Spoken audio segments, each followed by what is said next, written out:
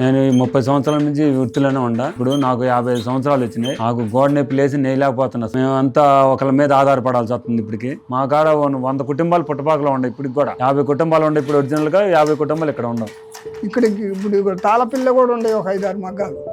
వాళ్ళు పనులు లేక కొంతమంది ఇబ్బంది పడి ఇంకా పనులకు ఏదో పని పోతా ఉంటారు. అదే 100 సంవత్సరాలు చేసేది ఇది, అది 50 ఏళ్ళకే అయిపోతాడు మనిషి.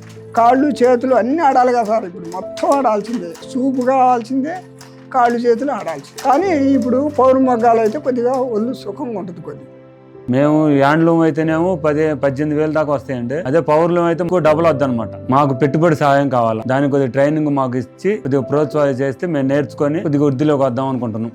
ట్రైనింగ్ ఇచ్చిన వాళ్ళు లేరు, నేసిన వాళ్ళు లేరు. ఇదైనా పెట్టుబడి పెట్టి తెచ్చుకుందాం అంటే స్తోమత లేదు, అమ్ముకోలేము. రెండూ ఉండవు చేతకాని పని.